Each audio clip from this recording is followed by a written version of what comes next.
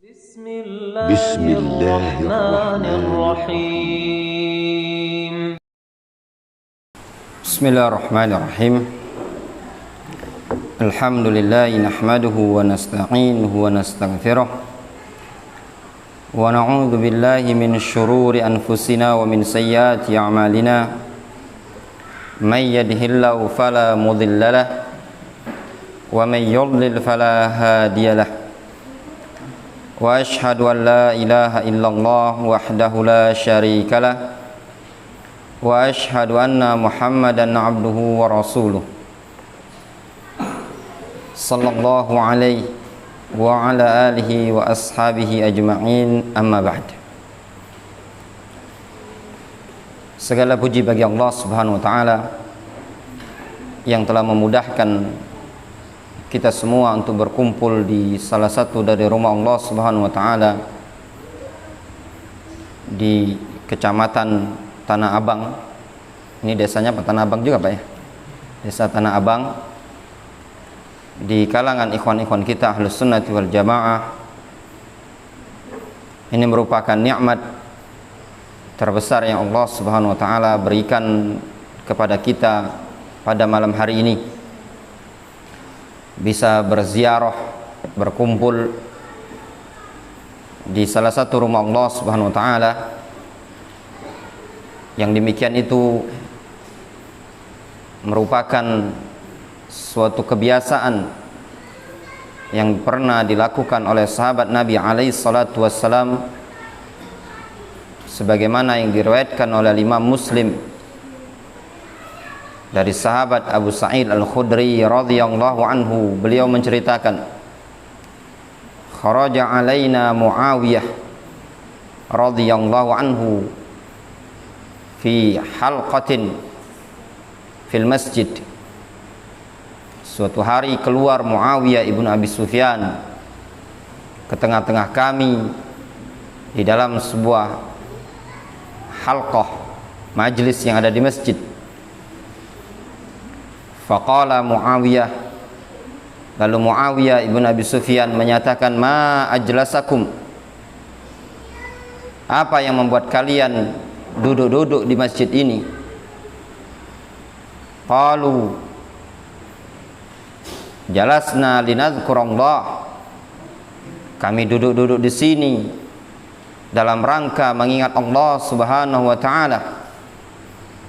Wa nahmaduhu ala ma manna alaina bil Islam, dan juga kami memuji Allah atas apa yang Allah Subhanahu wa taala anugerahkan kepada kami dengan agama Islam ini tadi. Faqal, lalu Muawiyah menyatakan,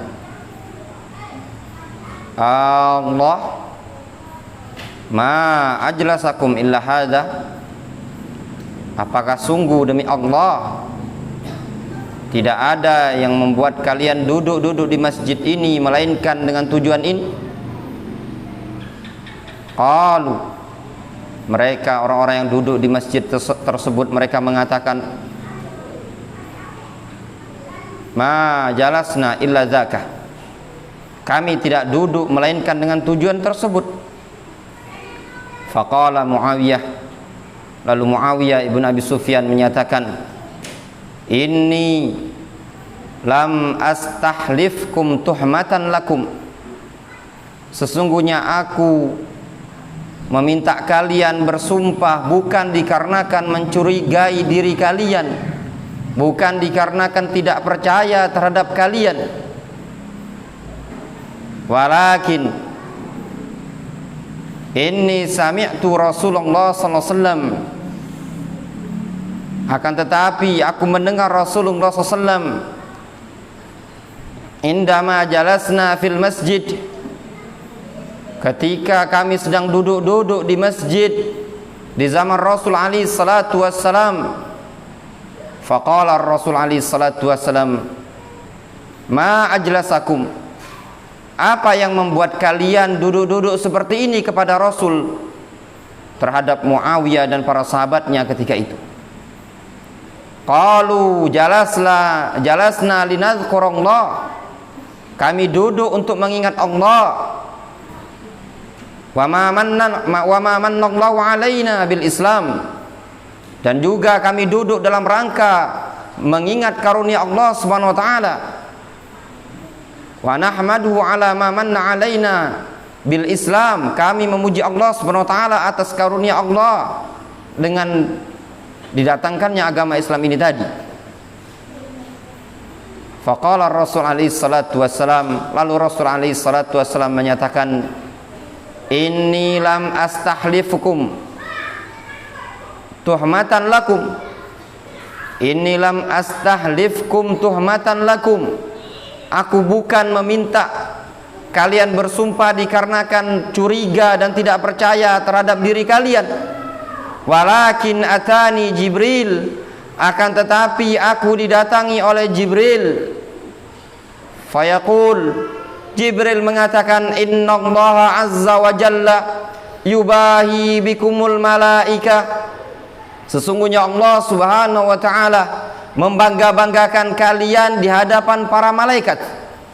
Para jamaah yang dirahmati oleh Allah Subhanahu wa taala, semata-mata duduknya para sahabat ketika itu di Masjid Nabawi dalam rangka mengingat Allah, dalam rangka memuji Allah terhadap anugerah yang Allah Subhanahu wa taala berikan kepada mereka, itu pun dibangga-banggakan oleh Allah Subhanahu wa taala di hadapan malaikat.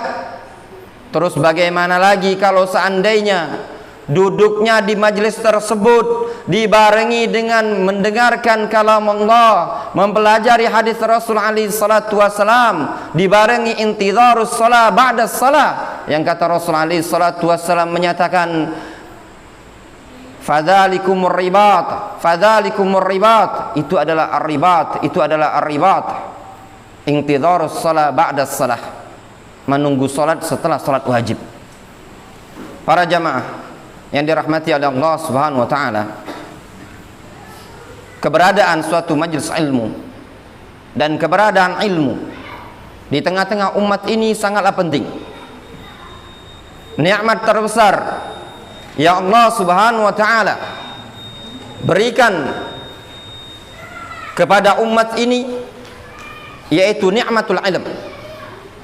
Kalau kita mau melihat bagaimana sejarah dulu masyarakat jahiliyah berada di tengah-tengah kebodohan mereka, berada di dalam kesesatan, lalu Allah Subhanahu wa taala utus ke tengah-tengah mereka seorang nabi, seorang rasul yang mengeluarkan mereka dari masa, dari kondisi kebodohan menuju jalan hidayah, menuju jalan ilmu, menuju jalan al-akhlakul karimah, akhlak yang baik. Yang dulunya mereka ikhtalafu fi ibadatihim, berbeda-beda dalam peribadatan, lalu Allah Subhanahu wa taala utus seorang rasul, mereka disatukan dengan Islam, disatukan dengan peribadatan kepada Allah Subhanahu wa taala.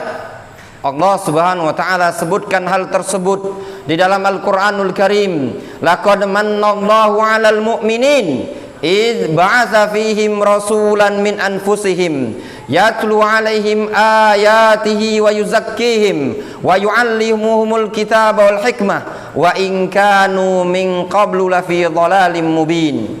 Kata Allah Subhanahu wa taala, laqad mannallahu 'alal mu'minin, dan sungguh Allah Subhanahu wa taala telah anugerahkan kepada kaum mukminin.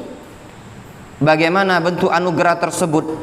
Idz ba'atsa fihim rasulan min anfusihim, tatkala Allah Subhanahu wa taala utus kepada mereka, di tengah-tengah mereka seorang rasul dari jenis mereka sendiri, yatlu 'alaihim ayatihi wa yuzakkihim. Rasul tersebut membacakan ayat-ayat Allah, membersihkan mereka dari noda-noda akhlak yang buruk. Wa yu'allimuhumul kitaba wal hikmah. Rasul tersebut mengajarkan Al-Quran, mengajarkan sunnah Rasul alaihi salatu wassalam. Wa in kanu min qablu lafi dhalalim mubin. Meskipun mereka sebelumnya berada di atas kesesatan yang nyata, kata Allah Subhanahu wa taala. Para jamaah yang dirahmati oleh Allah Subhanahu wa taala, bangsa Quraisy ketika itu, orang-orang Arab ketika itu berada dalam kondisi akhlak yang buruk, dalam kondisi martabat yang rendah. Mereka adalah kaum yang yu'kalun wala ya'kulun, sebagaimana yang dinyatakan oleh Imam Mujahid Qatadah rahimahullah ta'ala. Beliau menyatakan al-kufar, orang-orang kufar, khususnya orang-orang Quraisy ketika itu, al-Arab yang ada di Mekah dan sekitarnya, adalah kaum yang yu'kalun wala ya'kulun, senantiasa dimakan dan tidak bisa menyerang, tidak bisa menghantam. Mereka diibaratkan bagaikan sebuah kambing atau seekor kambing yang terjepit baina hajarain, di atas dua batu. Sedangkan di hadapannya ada asadain, ada dua singa yang besar, yaitu Faris war Rum, Persia dan Romawi. Allah Subhanahu wa taala sebutkan hal tersebut di dalam Al-Qur'anul Karim ketika Allah Subhanahu wa taala menyebutkan dalam bentuk maqamun ni'mah, konteks pemberian anugerah nikmat dari Allah Subhanahu wa taala. Wadhkuru id antum qalilun mustad'afuna fil ard takhafuna ay yatakhattafakumun nas fa'awakum wa ayyadakum binasrihi wa razaqakum minat thayyibat la'allakum tashkurun. Kata Allah Subhanahu wa taala, ingatlah tatkala Allah Subhanahu wa taala memberikan anugerah kepada kalian dalam kondisi ketika itu kalian jumlahnya sedikit, mustad'afuna fil ard, dan juga lemah kondisinya. Takhafuna ayyatakhattafakumun nas, kalian khawatir dan sangat khawatir kalau orang-orang menyerang kalian, yaitu Persia dan Romawi. Fa'awakum wa ayyadakum binasrihi, lalu Allah Subhanahu wa taala kuatkan kalian, tolong kalian dengan pertolongannya. Wa razaqakum minat thayyibat, serta Allah Subhanahu wa taala limpahkan kepada kalian sekian banyak rezeki-rezeki yang baik. La'allakum tashkurun, agar kalian bersyukur kepada Allah Subhanahu wa taala. Lihat kaum muslimin, para jamaah yang dirahmati oleh Allah Subhanahu wa taala, bagaimana kondisi para sahabat pada saat mereka di kota Mekah. Kondisi mereka sedikit, kondisi mereka mustad'afuna fil ard, kaum yang lemah pada masa itu. Di hadapan mereka ada bangsa yang kuat, bangsa yang adikdaya, yaitu Persia dan Romawi. Namun Allah Subhanahu wa taala menangkan kaum muslimin dengan agama yang dibawa oleh Nabi Allah Muhammad sallallahu alaihi wasallam.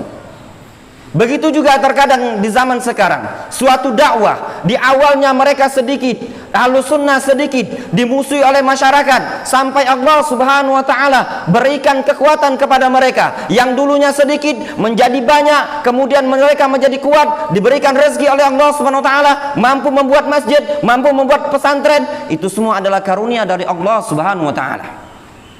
Para jemaah yang dirahmati oleh Allah Subhanahu wa taala, keberadaan ilmu sangatlah penting.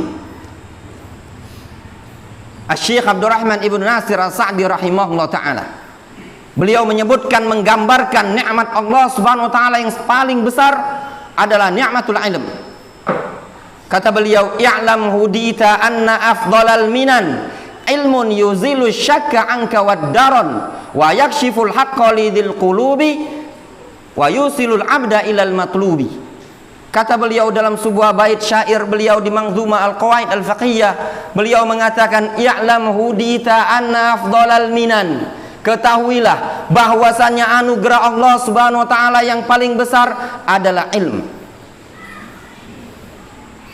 Anna afdalal minan, anugerah yang paling besar. Ilmun, suatu ilmun yang menyingkap kebenaran,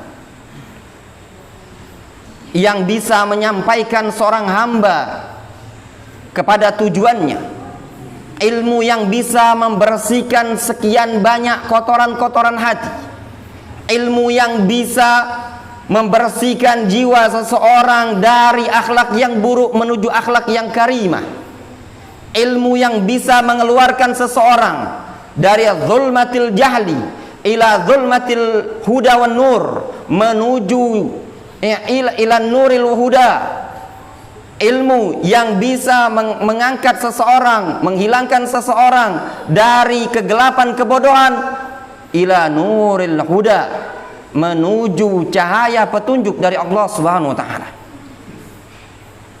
Para jamaah yang dirahmati oleh Allah Subhanahu wa taala, Allah Subhanahu wa taala menyebutkan kepada Nabi kita Muhammad sallallahu alaihi wasallam, ketika Allah Subhanahu wa taala menyebutkan pada konteks ti'dadun ni'mah, penyebutan nikmat kepada Nabi kita Muhammad sallallahu alaihi wasallam, Allah sebutkan di antara bentuk nikmat yang Allah Subhanahu wa taala berikan kepada Nabi kita adalah ilmu. Kata Allah Subhanahu wa taala dalam Al-Qur'an, wa anzala 'alaika kitaba wal hikmah, Allah telah menurunkan kepada engkau ya Muhammad berupa Al-Qur'an, wal hikmah berupa sunnah, wa 'allamaka ma lam takun ta'lam, dan di antara nikmat yang Allah Subhanahu wa taala berikan kepada engkau ya Muhammad, 'allamaka ma lam takun ta'lam, Allah Subhanahu wa taala mengajari engkau sesuatu yang dulu tidak engkau ketahui. Wa kana fadlullahi 'alaika 'azima, dan sungguh anugerah Allah kepada engkau sangatlah besar. Dulu Nabi kita Muhammad sallallahu alaihi wasallam adalah orang yang tidak mengerti sama sekali. La yaqra wa la yaktub, beliau tidak bisa membaca, beliau tidak pula bisa menulis. Namun Allah Subhanahu wa taala ajarkan kepada beliau ilmu, sehingga dengan ilmu tersebut tatkala beliau ajarkan kepada para sahabat, maka terangkatlah kejayaan umat Islam. Terjadilah tampuk kekuasaan dipegang oleh kaum muslimin pada masa itu. Allah Subhanahu wa taala menyatakan dalam Al-Qur'anul Karim, kata Allah Subhanahu wa taala tepatnya dalam surat Asy-Syura ayat ke-52, wa kadzalika auhayna ilaika ruhan min amrina, demikianlah kami wahyukan kepada engkau ya Muhammad suatu ruh dari perkara kami ini. Lihat di sini bagaimana Allah Subhanahu wa taala memberikan permisalan ilmu wahyu yang dibawa oleh Nabi kita Muhammad sallallahu alaihi wasallam bagaikan sebuah ruh yang bisa menghidupkan umat manusia dari kematian menuju kehidupan yang hakiki. Ma kunta tadrimal kitab walal iman, yang dulu engkau ya Muhammad tidak tahu apa itu Al-Quran, apa itu iman. Walakin ja'alnahu nuran nahdi bihi man nasya'u min ibadina, akan tetapi kami jadikan roh tersebut, Al-Quran tersebut sebagai petunjuk yang engkau bisa memberikan bimbingan kepada orang-orang yang kami kehendaki. Para jamaah yang dirahmati oleh Allah Subhanahu wa taala,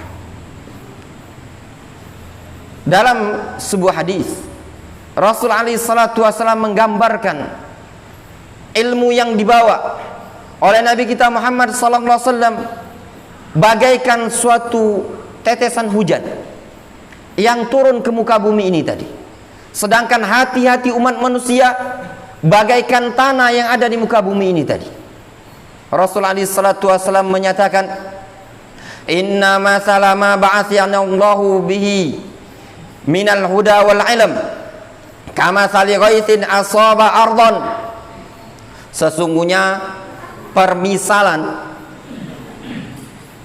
ilmu ya Allah Subhanahu wa taala utus aku dengannya bagaikan permisalan hujan yang diturunkan ke muka bumi ini tadi.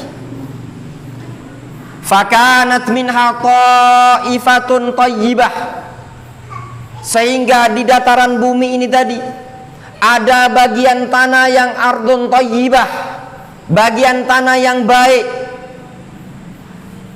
Qabilatil ma' fa'anbatat al-kala, tanah yang bisa menerima air, menerima nampung hujan tadi, lalu menumbuhkan tanaman. Wal ushbal kathir, dan sekian banyak rumput-rumput. Itu jenis yang pertama, jenis tanah yang bisa menampung hujan, dia bisa menumbuhkan tanaman, disebut dengan ardun thayyibah. Kemudian Rasul menyebutkan wa kana minha ajadib, di antara tanah hamparan bumi ini tadi ada yang berjenis dengan istilahnya ajadib. Amsakatil ma', tanah yang cuma bisa menahan air. Fanafa'allahu bihan nas, namun umat manusia bisa mengambil kemanfaatan dari air tersebut. Fasharibu minha wasaqau wara'au, sehingga umat manusia minum dari air tersebut, mereka menyiram tanaman dari air tersebut dan bergembala dengan air tersebut. Wa asaba ta'ifatan minha ukhra innama hiya qi'an, dan air yang Allah turunkan dari langit tadi juga mengenai bagian bumi yang lain yang disebut dengan istilah qi'an. La tumsiku ma'an wa la tunbitu kala'an, jenis tanah yang tidak bisa menampung air, jenis tanah yang tidak bisa menumbuhkan tanaman. Kemudian Rasul mengatakan permisalan ini tadi, permisalan ilmu yang dibawa oleh beliau bagaikan permisalan hujan. Sedangkan bumi ini tadi permisalan sebuah hati seseorang di muka bumi ini tadi. Fadzalika mathalu man faqaha fi dinillah wa nafa'ahu bima ba'athani Allahu bihi fa'alima wa 'allama. Demikianlah permisalan orang yang mau memahami agama Allah, sehingga Allah Subhanahu wa taala memberikan kemanfaatan kepada dia terhadap apa yang Allah utus aku dengannya. Fa'alima wa 'allama, dia adalah orang yang belajar dan mengajarkan. Wa mathalu man lam yarfa' bidzalika ra'san, dan demikianlah permisalan orang yang tidak mau tunduk terhadap apa yang aku bawa. Walam yakbal hudallahi alladzi ursiltu bihi, dan tidak mau menerima sama sekali hidayah yang aku diutus oleh Allah Subhanahu wa taala dengannya. Para jamaah yang dirahmati oleh Allah Subhanahu wa taala, hati umat manusia terbagi menjadi tiga. Ada hati yang bisa menampung ilmu, bisa menampung hidayah, bisa menampung wahyu. Di hatinya tersebut dia mengetahui al-haq, dia amalkan, atau bahkan dia ajarkan kepada umat manusia. Namun di sana adalah terdapat hati-hati umat manusia yang digambarkan oleh Rasulullah SAW tidak bisa menerima agama ini sama sekali. Bebal, mantul hatinya tadi, sehingga tidak muncul padanya iman, tidak muncul padanya amal. Inilah permisalan orang yang tidak mau tunduk terhadap syariat Allah Subhanahu wa taala. Dalam keadaan kalau seandainya Al-Qur'an ini diturunkan kepada batu, kepada gunung, gunung pun bisa tunduk dan khusyuk. Lau anzalna hadzal Qur'an ala jabalin la ra'aitahu khashi'an mutasaddian min khasyatillah. Kalau seandainya Al-Quran ini, kata Allah, kami turunkan kepada gunung yang tinggi tersebut, niscaya engkau ya Muhammad akan melihat gunung tersebut tunduk dan patuh dikarenakan takut kepada Allah Subhanahu wa taala. Namun sangat disayangkan, ada orang-orang yang enggan menerima ilmu ini tadi. Hatinya merasa berat, ka'annama yas'adu fis sama', seakan-akan mengemban syariat ini tadi bagaikan naik ke langit. Berat sekali dalam keadaan agama Islam ini, kaum muslimin yang dirahmati oleh Allah Subhanahu wa taala. bukan dijadikan oleh Allah untuk memberatkan hamba-hambanya. Ma anzalna 'alaikal qur'ana litashqa illa tadhkiratan liman yakhsha. Kata Allah Subhanahu wa taala, kami tidak turunkan Al-Qur'an kepada engkau ya Muhammad supaya engkau menyengsarakan umat manusia, namun diturunkan Al-Qur'an sebagai bentuk peringatan bagi orang-orang yang mau takut kepada Allah Subhanahu wa taala.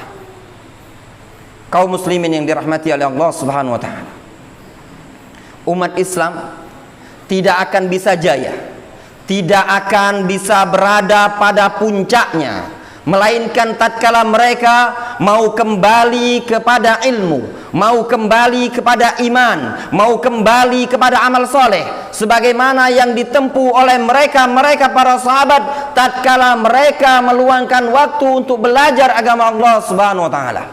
Dulu mereka adalah umat yang rendah, umat yang hina di kalangan umat manusia. Namun tatkala mereka duduk bersimpu di majelis Rasul alaihi salatu wasallam, di Masjid Nabawi, Allah Subhanahu wa taala angkat derajat mereka dan mereka mampu menaklukkan Persia dan Romawi pada masa itu. Apakah mereka adalah orang-orang yang setiap harinya sibuk latihan perang? Apakah mereka yang setiap harinya sibuk dengan urusan duniawiyah, lupa dengan urusan agamanya? Al-jawabula, jawabannya tidak. Lihat bagaimana Abu Hurairah radhiyallahu anhu, beliau menyatakan, lazimtu Rasulullah sallallahu alaihi wasallam, aku senantiasa bersama Rasul alaihi salatu wasallam ala mil'i batni, sesuai dengan kadar isi perutku. Lapar tetap bersama Rasul, kenyang tetap bersama Rasul alaihi salatu wassalam. Namun bagaimana dampaknya? Kejayaan Islam didapatkan tatkala tersebarnya ilmu melalui perantara Abu Hurairah radhiyallahu anhu.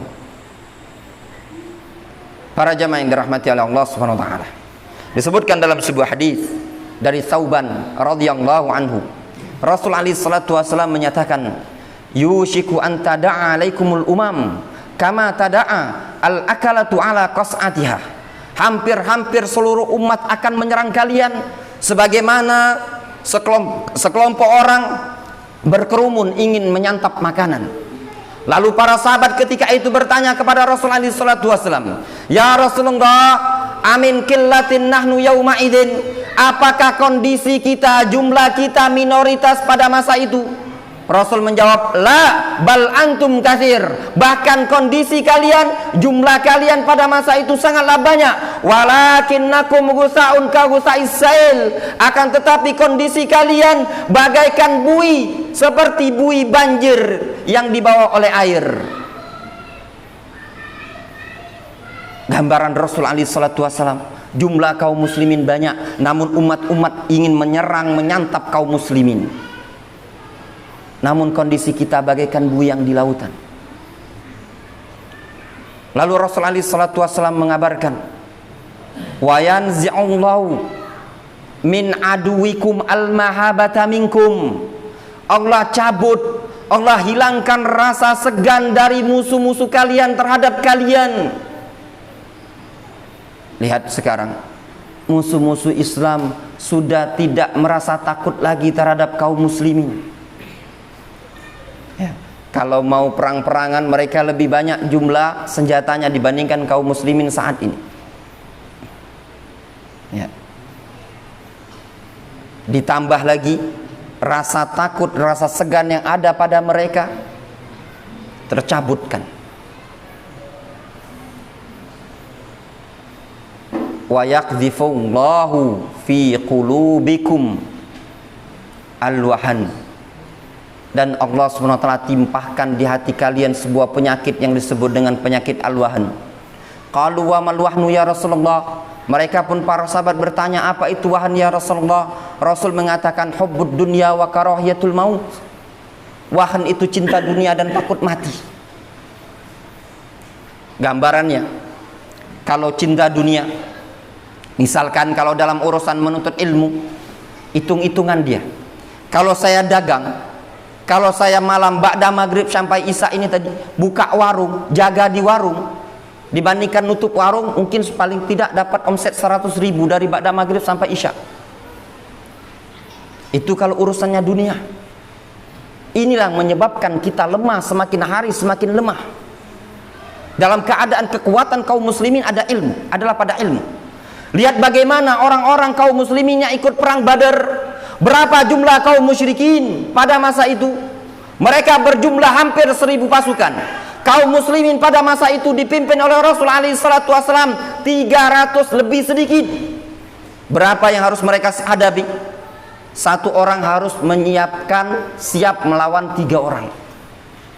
Namun yang di hati mereka ada ilmu wal iman. Mereka penuh ketakwaan kepada Allah Subhanahu wa taala. Tatkala mereka genting, mereka minta kepada Allah Subhanahu wa taala, "Idz tastaghitsuna rabbakum fastajaba lakum anni mumiddukum bi alfin minal malaikati murdifin." Mereka genting, khawatir ketika itu Umar bin Khattab radhiyallahu anhu, Abu Bakar khawatir terhadap kaum muslimin pada masa itu. Rasul alaihi salatu wasallam mengangkat kedua tangan berdoa kepada Allah Subhanahu wa taala. Lalu Allah Subhanahu wa taala kirimkan bantuan berupa diutusnya malaikat untuk membantu kaum muslimin pada perang Badar. Lihat tatkala iman. Bagaimana juga pasukan yang diperintahkan oleh Umar bin Khattab untuk menaklukkan Istana Putih, pasukan Persia pada masa itu. Sampai-sampai di tengah-tengah perjalanan mereka harus dihadapkan di sebuah sungai yang membentang luas, Sungai Dajlah. Sungai yang besar. Mereka harus berhadapan dengan sungai yang besar. Sehingga panglima perang ketika itu mengatakan, "Sungguh demi Allah, aku akan melewati sungai ini bukan dengan perahu atau kapal, namun dengan kuda-kuda kita." Sehingga pasukan tersebut bisa berjalan di atas air dan sanggup menaklukkan pasukan Persia ketika itu. Sampai karpet-karpetnya pun diambil oleh pasukan Umar bin Khattab dan dibawa ke kota Madinah. Apakah yang ikut berperang adalah orang-orang yang tidak ngerti membaca Al-Quran? Apakah yang ikut berperang adalah orang-orang yang tidak ngerti tata cara salat 5 waktu yang baik dan benar? Jawabannya lah. Mereka dulu adalah orang-orang yang duduk bermajelis ilmu bersama Rasul alaihi salatu wasallam. Kejayaan umat Islam. Kondisi sekarang umat Islam betul-betul terpuruk. Bagaimana kalau kita mau bangkit?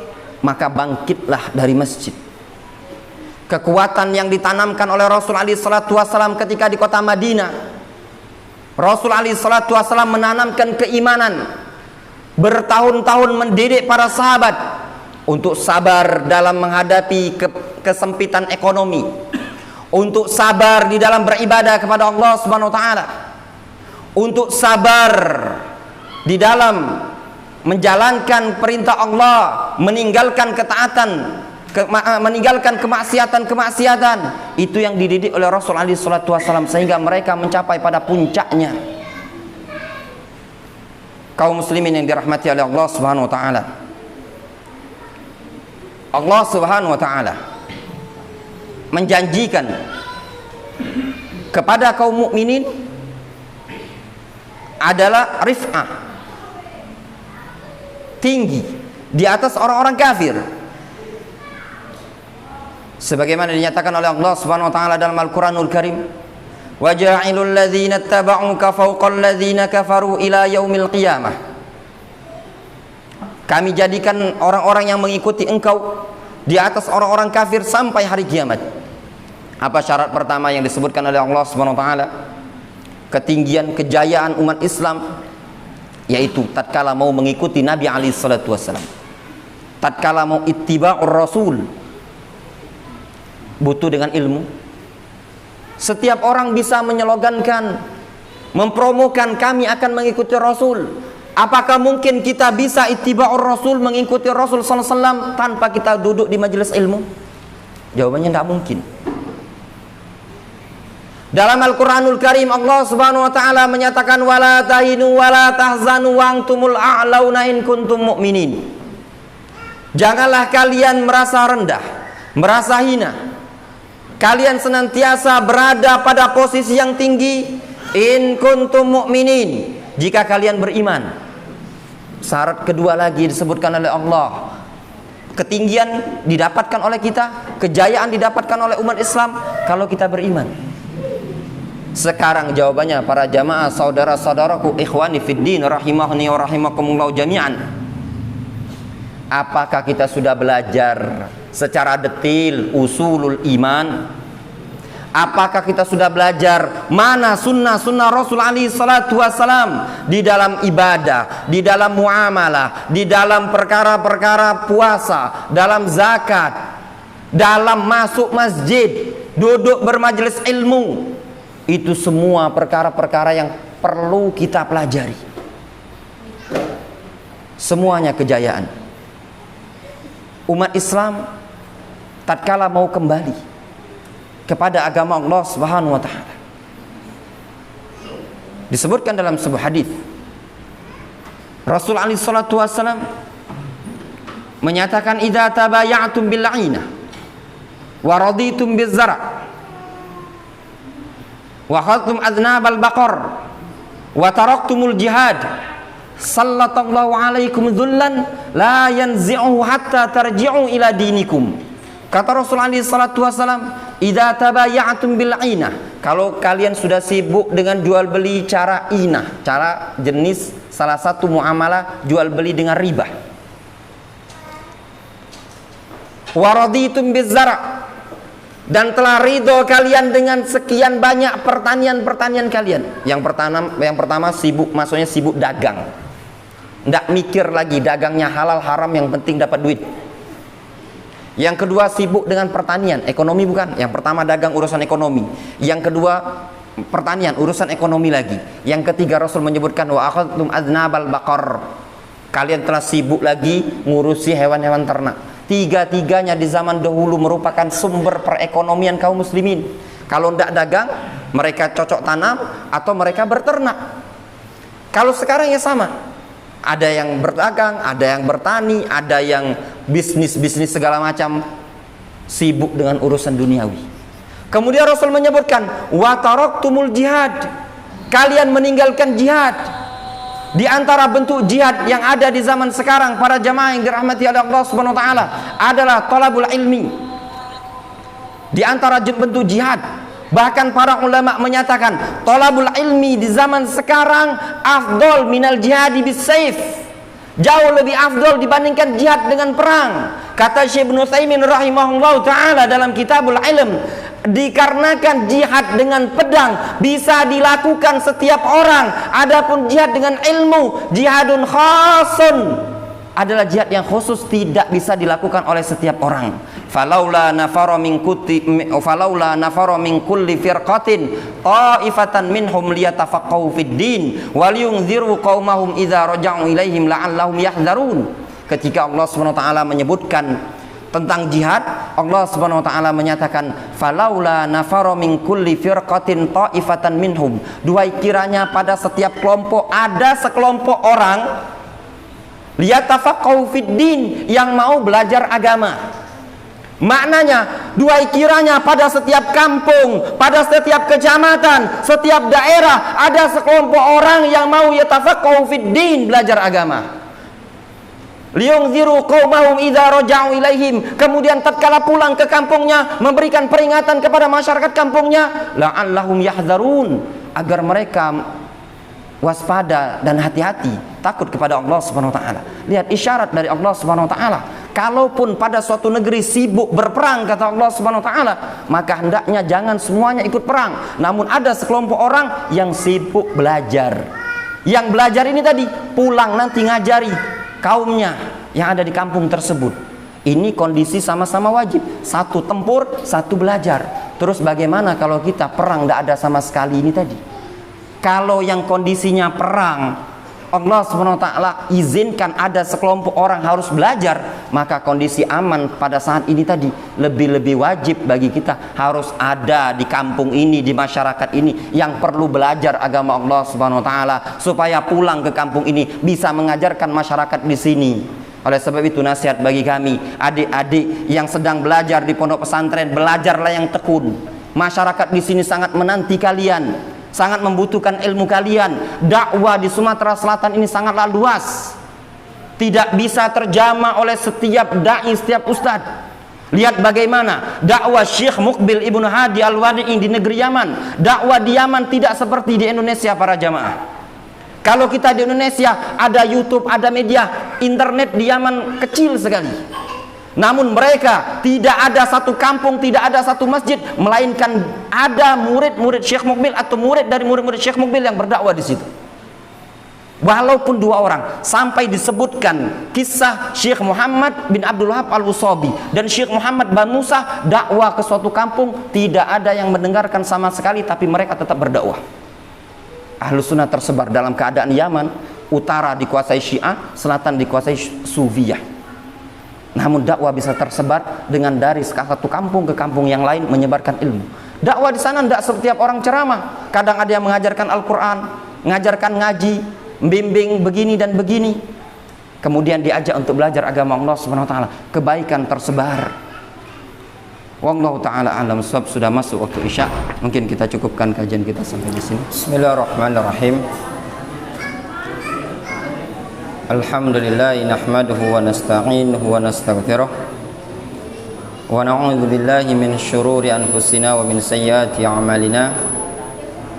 May yahdihillahu fala mudilla lahu wa may yudlil fala hadiya lahu.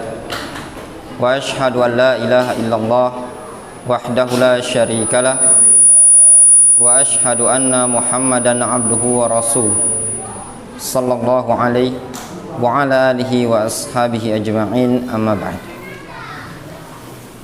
Kaum muslimin ikhwani fid din rahimani wa rahimakumullah jami'an. Al-Imam Asy-Syafi'i rahimahullah ta'ala, beliau pernah menyatakan, man arada dunya fa'alaihi bil ilmi wa man arada al-akhirata fa'alaihi bil ilmi wa man arada dunya wal akhirata fa'alaihi bil ilm. Kata Imam Asy-Syafi'i rahimahullah ta'ala, barang siapa yang menginginkan dunia, maka harus bagi dia memiliki ilmu, dan barang siapa yang menginginkan akhirat, maka harus bagi dia berilmu, dan barang siapa yang menginginkan dunia dan akhirat, maka harus bagi dia memiliki ilmu. Dari nasihat Al-Imam Asy-Syafi'i tersebut menunjukkan kehidupan kita di dunia ini tadi, baik dunia atau akhirat, butuh dengan ilmu. Makanya Nabi kita Muhammad SAW diperintahkan oleh Allah Subhanahu wa taala untuk meminta tambahan ilmu, yaitu ilmu syar'i. Allah Subhanahu wa taala menyatakan, wa qur rabbi zidni ilman. Katakanlah ya Muhammad, wahai Rabbku, tambahkanlah kepadaku ilmu. Para jamaah yang dirahmati oleh Allah Subhanahu wa taala, terkadang dengan ilmu Allah Subhanahu wa taala memberikan kemanfaatan kepada sekian banyak umat manusia. Juga sebaliknya, terkadang dengan sebab kebodohan seseorang bisa menyebabkan hilangnya nyawa orang lain dikarenakan dia tidak mempunyai ilmu. Waqad sadaqa Al-Imam Ibnu Qayyim rahimahullah ta'ala yaqulu fi nuniyati. Sungguh Al-Imam Ibnu Qayyim rahimahullah ta'ala telah benar. Beliau menyatakan dalam Manzuma Nuniyah, al-jahlu da'un qatilun wa shifa'u amrani fit tarkibi muttafiqani, ilmun minal kitabi wa sunnati wa tabibu dzaka al-alimur rabbani. Kata Imam Ibnu Qayyim rahimahullah ta'ala, al-jahlu da'un qatilun, kebodohan adalah penyakit yang membahayakan, yang bisa membunuh. Wa shifa'u amrani fit tarkibi muttafiqani, sedangkan obat kebodohan, obat dari penyakit yang membunuh ini tadi adalah 2 perkara yang senantiasa bergandengan. Ilmun minal kitabi was sunnati, ilmu yang berasal dari Al-Quran dan Sunnah. Wa tabibu dzaka al-alimur rabbani, sedangkan dokter yang menganjurkan mengkonsumsi obat ini tadi, Al-Quran dan Sunnah, adalah seorang al-alimur rabbani, seorang alim rabbani. Bagaimana kriteria al-alimur rabbani? Nanti kita sebutkan. Para jamaah yang dirahmati oleh Allah Subhanahu wa taala, sebagai contoh bentuk pernyataan yang benar dari Al-Imam Ibnu Qayyim adalah apa yang pernah terjadi di zaman Rasulullah SAW pada sebuah hadis yang dihasankan oleh sebagian para ulama tentang kisah seseorang yang bertanya kepada orang lain bahwasanya dirinya tertimpa luka, menderita luka pada bagian kepalanya. Dia bertanya kepada seseorang bagaimana kondisi dia mandi janabah dalam keadaan di kepalanya ada luka. Lalu laki-laki tersebut mengatakan, engkau harus mandi, tidak bisa diganti dengan tayamum. Kemudian tatkala laki-laki tersebut mandi, langsung dia spontan meninggal dunia. Kemudian sampai berita tersebut kepada Rasulullah SAW, Rasul menyatakan, qatalahumullah, mereka telah membunuhnya, semoga Allah memerangi mereka. Ala sa'alu fa inna shifa'al ay as-su'al. Tidakkah mereka mau bertanya, bukankah obat dari kebodohan dengan cara bertanya? Lihat tadi, akibat salah fatwa, salah jawab, tidak tahu ilmunya, tidak belajar, ya, tidak belajar dengan al-alimu rabbani, yang sebagaimana dinyatakan oleh Allah Subhanahu wa taala dalam Al-Qur'an, kunu rabbaniyin bima kuntum tuallimunal kitab wa bima kuntum tadrusun. Jadilah kalian rabbaniyin. Rabbaniyin yang bagaimana? Rabbaniyin bima kuntum tuallimunal kitab, yaitu rabbaniyin tatkala kalian mengajarkan Al-Qur'an, wa bima kuntum tadrusun, dan juga rabbaniyin tatkala kalian belajar. Sehingga kata para ulama, yang namanya al-alim rabbani alladhi yu'allimun nas, alladhi yurabbin nas sigharul ilm qabla kibarihi. Orang yang mengajarkan, orang yang mendidik umat manusia dari ilmu yang terendah sampai ilmu yang tertinggi. Itulah adalah al-alim rabbani. Adapun talibul ilmi rabbani, penuntut ilmu yang rabbani, adalah orang yang yata'allam sigharul ilm qabla kibaril ilm. Orang yang belajar ilmu yang terendah sebelum ilmu yang tertinggi. Kalau seseorang belajar dan memahami ilmu dengan baik, tidak akan dia bisa menyebabkan kerusakan di muka bumi ini tadi, sebagaimana seseorang yang terjadi di zaman Rasulullah SAW. Contoh yang lain yang pernah terjadi di zaman Bani Israel, yang Rasulullah SAW kisahkan, inna kana qablakum, sesungguhnya ada pada sebelum kalian, rajulun qatala tis'atan wa tis'ina nafsan, ada seseorang yang bunuh 99 nyawa. Dia bertanya, fasa'ala an a'lam ahlil ardi, dia bertanya tentang orang yang paling berilmu pada masa itu. Fadulla ala rajulin, ditunjukkan kepada seseorang laki-laki ar-rahib, ahli ibadah. Dia bertanya kepada ahli ibadah tersebut, hal alayya min taubah, apakah saya masih bisa bertaubat? Qad qataltu tis'atan wa tis'ina nafsan, aku sudah bunuh 99 nyawa. Kata ahli ibadah tadi, dia mengatakan, enggak, engkau enggak punya taubat. Engkau tidak bisa diampuni oleh Allah SWT. Sudah banyak preman di kampung Tanah Abang, belum ada yang bunuh 99. Ya, sejago-jago preman di sini belum pernah bunuh 99. Ini 99. Tanya sama ahli ibadah, jawabannya, engkau tidak bisa diampuni lagi oleh Allah SWT. Digenapi sama dia, fakamal lahu mi'ah, digenapi 100, genap. Ya, lihat, gara-gara tidak punya ilmu, nyawanya hilang. Lalu dia bertanya lagi kepada seorang laki-laki. Lalu ditunjukkanlah kepada seorang laki-laki yang berilmu, ala alimin, fadulla ala alimin, dikasih tahu tentang keberadaan seorang alim. Dia bertanya kepada laki-laki tersebut, inni qad qataltu tis'atan wa tis'ina nafsan, aku sudah bunuh 99 orang. Fahal alayya min taubah, apakah aku bisa bertaubat, diterima taubatnya?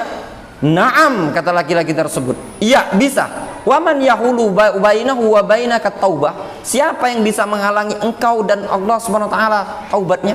Tidak ada. Allah Maha Pemurah, Maha Pengampun, Maha Penyayang, Maha Pemaaf. Kemudian laki-laki tersebut, seorang alim tersebut mengatakan, intalik ila ardi kaza wa kaza, pergilah ke kampung sebelah, fa inna biha unasan ya'budunallah, dikarenakan di kampung tersebut ada sekelompok orang, suatu kaum yang senantiasa ibadah kepada Allah. Wala tarji' ila ardik, jangan balik ke dusunmu lagi. Fa inna fi ardika qauman su, dikarenakan di kampungmu banyak orang buruk. Engkau ini terpengaruh dengan lingkungan. Lihat, tidak jadi dia dibunuh. Orang pun hijrah laki-laki tadi ke kampung sebelah. Ya. Ketika hijrah ke kampung sebelah, sampai tengah jalan dia meninggal dunia. Akhirnya dia rebutlah malaikat. Ada yang menyatakan ini banyak dosa, ada yang menyatakan dia sudah taubat. Ringkasnya Allah SWT datangkan malaikat yang ketiga untuk menjadi penengah, sehingga diukur jaraknya tadi ternyata lebih dekat kepada bumi, ke dusun yang dia ingin bertaubat tadi. Selamat. Ada lagi pasukan Muawiyah bin Abi Sufyan, sudah siap pasukan seluas mata memandang. Ada lagi pasukan pasukan Al Hasan ibnu Ali bin Abi Thalib, sudah siap dengan pedang-pedangnya seluas mata memandang. Sudah di medan tempur, ya, pedang sudah diasah. Fitnah besar antara kaum muslimin. Tiba-tiba ketika pasukan dua kaum muslimin ingin bertempur, sama-sama muslim, satu dipimpin oleh Al Hasan ibnu Ali bin Abi Thalib, anak dari Ali bin Abi Thalib, cucu dari Rasul dari garis Fatimah. Satu dipimpin Muawiyah bin Abi Sufyan, sahabat Rasul SAW. Fitnah besar ini. Yang ikut perang pula ada di kalangan sahabat, ada di kalangan tabi'in. Tiba-tiba datang seorang sahabi bernama Abu Bakroh. Dia mendatangi Al Hasan ibnu Ali bin Abi Thalib. Dia mengatakan, dulu aku pernah melihat Rasulullah SAW di atas mimbar sambil menggendong engkau. Bayangkanlah Al Hasan ketika itu masih kecil, ya, masih kecil, digendong oleh Rasul di atas mimbar. Rasul sedang berkhutbah. Rasul mengatakan, inna ibni hadza sayyid wa sayuslihullahu bihi bainat ta'ifataini al-azimatain minal muslimin. Sesungguhnya cucuku ini adalah nanti akan menjadi seorang pemimpin, dan kemudian dengan perantara dia Allah Subhanahu wa taala akan mendamaikan dua pasukan besar dari kalangan kaum muslimin. Ketika itu Al Hasan masih kecil. Didengar oleh Abu Bakroh, disimpan baik-baik sabda Rasul ini.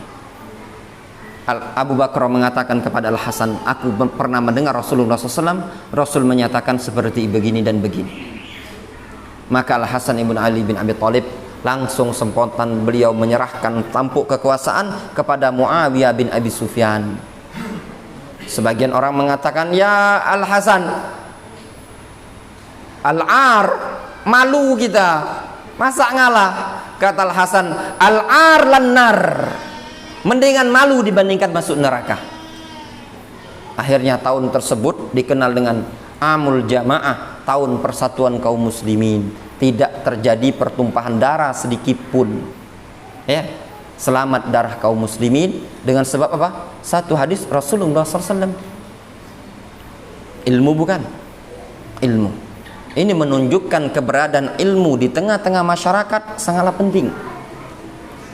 Apalagi para jamaah yang dirahmati oleh Allah Subhanahu wa taala, khususnya dusun ini tadi. Ya, dusun Tanah Abang ini tadi. Keberadaan ilmu sangatlah penting. Lihat, sebagian di sini ada yang anaknya kalau mau mondok di Palembang, ada tadi yang di Lampung, ya enggak, di Pringsewu. Ada lagi yang di Jambi, ya, ready. Siapa lagi sih? Siapa lupa namanya? Rian, ya enggak? Berbagai macam. Sebenarnya, ya, dalam hal ini para jemaah sebagai gambaran, di sini besar ya kaum muslimin, ikhwan-ikhwan kita apalagi sudah ada masjid seperti ini. Sebenarnya dalam suatu dakwah itu akan bisa terbentuk dengan ta'awun. Karena keberadaan ilmu sangatlah penting. Lihat bagaimana terbentuknya suatu dakwah yang ada di zaman Rasul alaihi salatu wasallam di awal-awal kota Madinah. Sebelum Rasul hijrah, apakah di situ sudah ada ilmu? Jawabannya iya, sudah ada. Siapa yang berperan di situ? Mus'ab bin Umair. Mus'ab bin Umair. Bagaimana dakwanya beliau? Beliau berdakwah sesuai dengan kemampuan ilmu yang beliau miliki, punya peran dalam dakwah ketika itu. Oleh karena itu, yang namanya dakwah ini, al-ilmu wad dakwah la taqumu illa bita'awun. Ilmu dan dakwah ini tidak akan bisa tegak kecuali dengan cara ta'awun. Terkadang mungkin banyak problem di kalangan kita ini dalam masalah ilmu. Ada yang kadang alasan, khususnya orang tua yang kita punya sebagai orang tua ini ya, saya pribadi sebagai orang tua punya anak, udah punya anak kita ini ya. Para jamaah sekalian juga sudah punya anak. Terkadang kendala dalam ilmu ini masalah rezeki.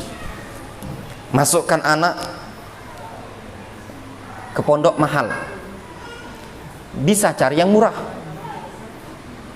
Dicari yang murah masih sempit ekonomi ya. Sebab kalau dipondokkan biayanya besar ya.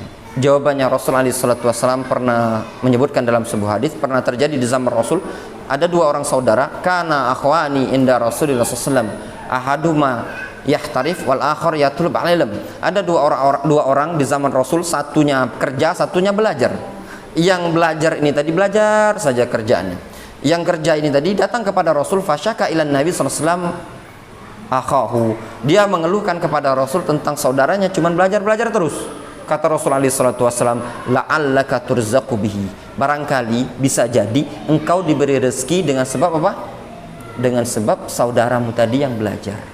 Maknanya bisa jadi kita diberi rezeki oleh karena anak-anak kita yang belajar di pondok pesantren ini tadi. Ya.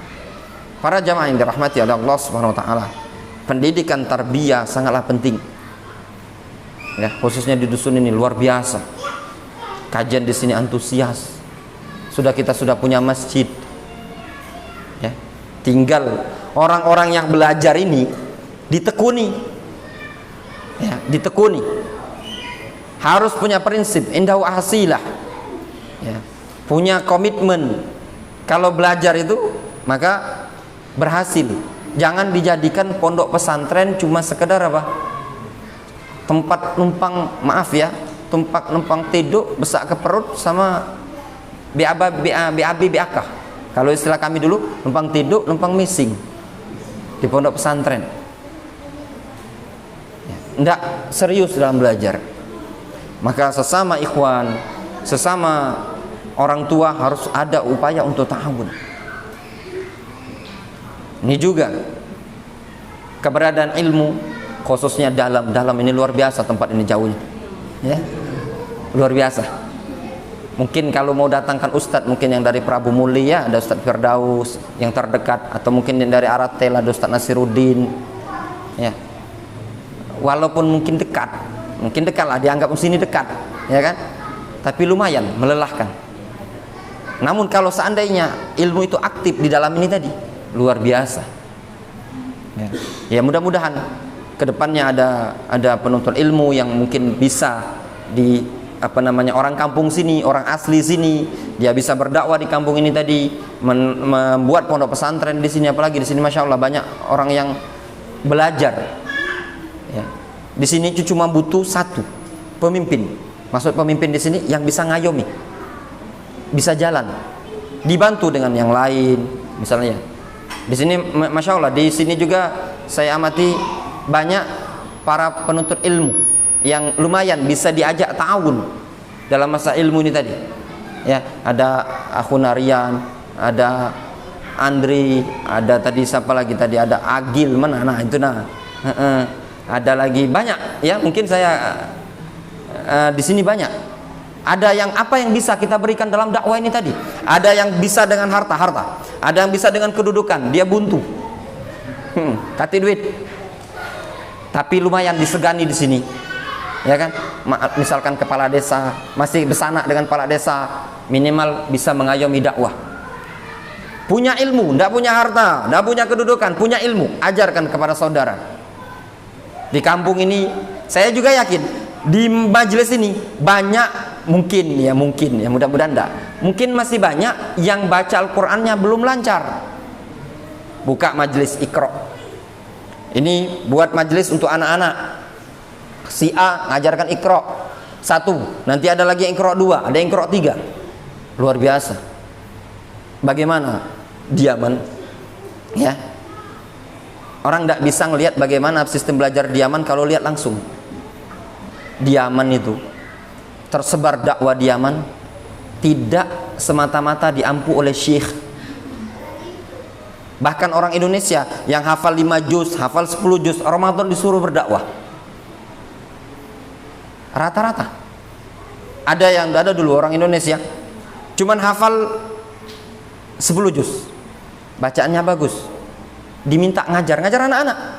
Anak kecil itu yang umur 6 tahun, 10 tahun. Ya, kasih buku, kasih pipa. Pipa untuk ngerti anak-anak pipa di situ kan. Nah, ngajar. Jadi bukan diaman itu yang ngajar itu ini syekh fulan, syekh fulan, syekh fulan. Siapapun bisa ngajar, dah ngajar. Sama-sama ta'awun. Syekhnya ya masa harus ngajar Iqra syekh. Yang ngajar ini syekh, yang ngajar ini syekh, bukan syekh itu pacak motokopi. Ya enggak? Nah, dengan ta'awun ini tadi tegak dakwah. Misalkan ini masjid luar biasa, kita sudah punya masjid ya ikhwan.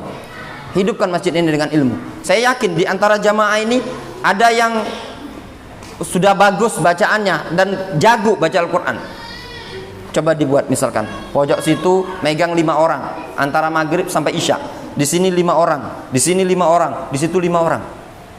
Misalkan di belakang lagi. Siapa yang ingin belajar Al-Quran dari maghrib sampai isya, baca Iqra selama 6 bulan misalkan. Iqra 1 sebulan, Iqra 2 sebulan, terus 6 bulan, setahun lancar. Ramadan tidak repot cari imam. Ya enggak? Nah, itu tadi. Nanti diajak untuk ngafal Al-Quran terus sampai mungkin ada nanti seorang dai atau seorang ustadz nanti bisa pulang ke tempat ini tadi, bisa belajar. Atau mungkin yang dilakukan oleh sebagian ikhwan-ikhwan kita di daerah Sulawesi dan di beberapa tempat, terkadang mereka patungan ya, di masyarakat tersebut patungan memodali warga dia atau orang yang ada di kampung tersebut untuk belajar.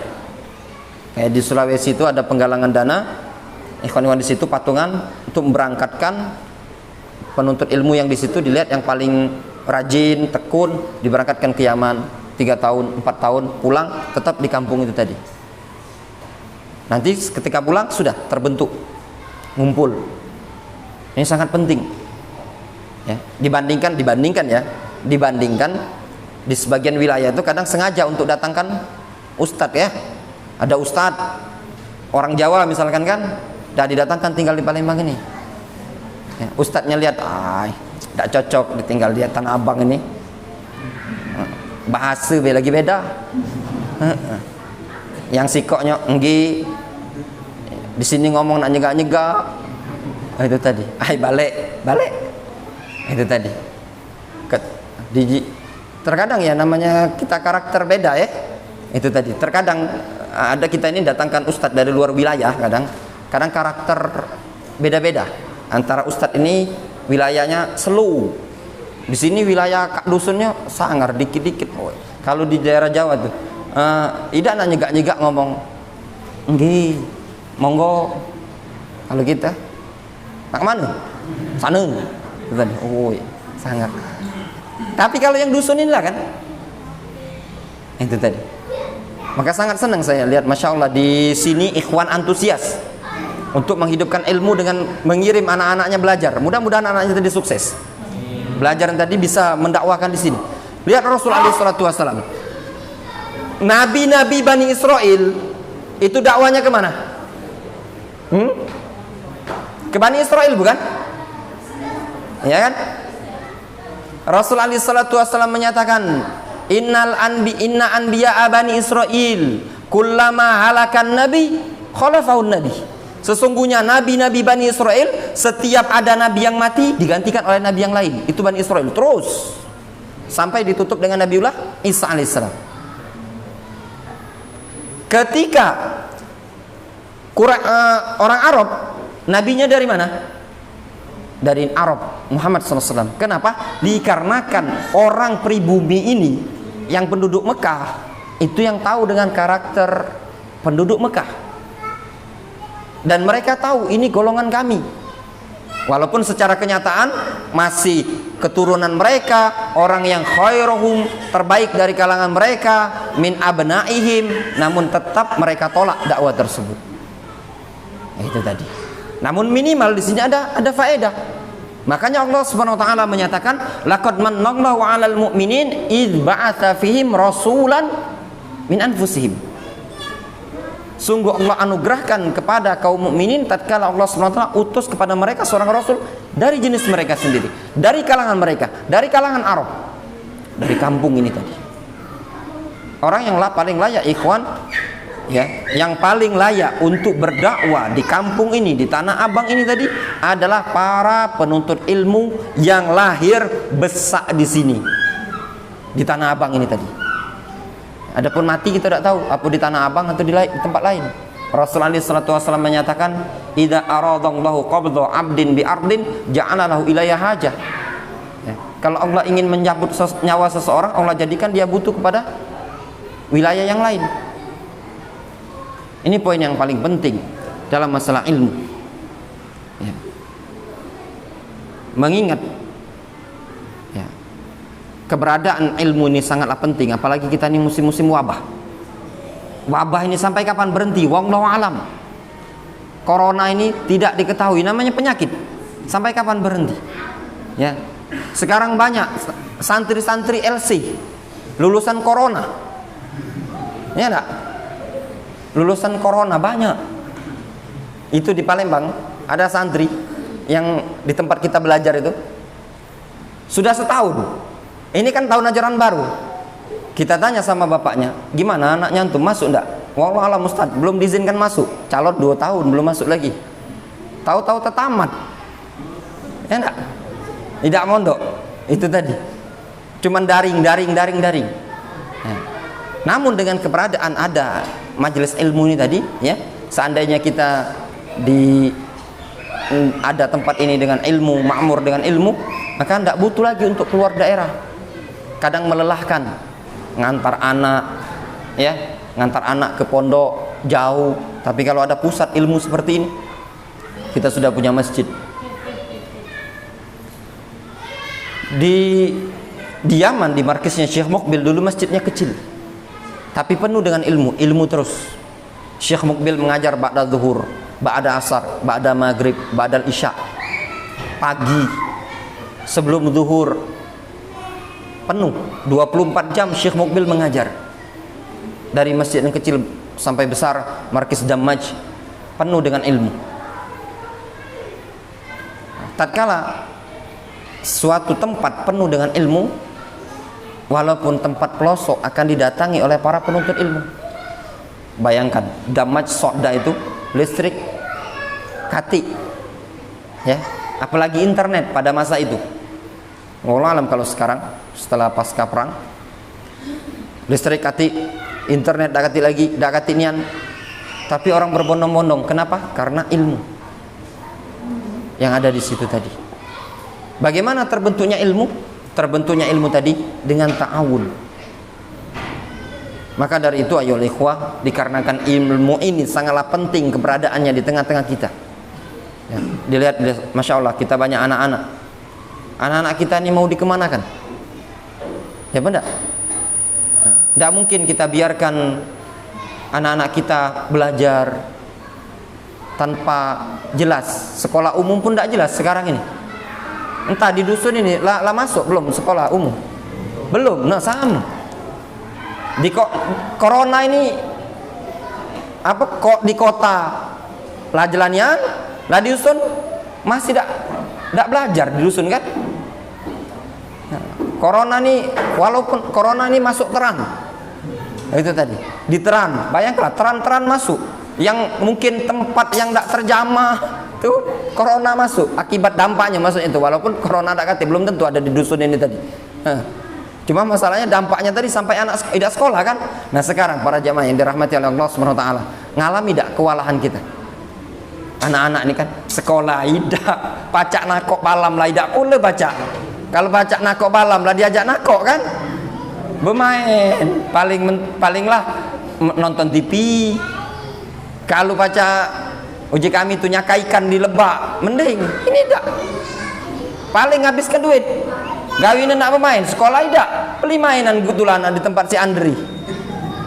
Ini yang si Andri semenjak corona ini, Andri ini lumayan agak meningkat omsetnya tadi. Nah, itu tadi. Masalahnya di sini tak kasih tempat hiburan. Ya kan, kalau cak kami di Palembang tuh ada taman, ada mall. Di sini tak kasih. Paling minta belikan mobil-mobilan. Makanya Andri kalau belanja banyak dia itu tadi. Misalnya di sini.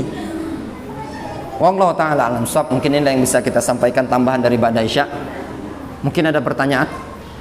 Kalau ada yang ingin ditanyakan, pertanyaan umum bisa dijawab, kami jawab. Tidak bisa dijawab, mohon jangan dipaksa untuk menjawab. Itu baik. Nah nanya terserah, nah bahasa dusun insya Allah paham dusun ini. Aku oke masalahnya.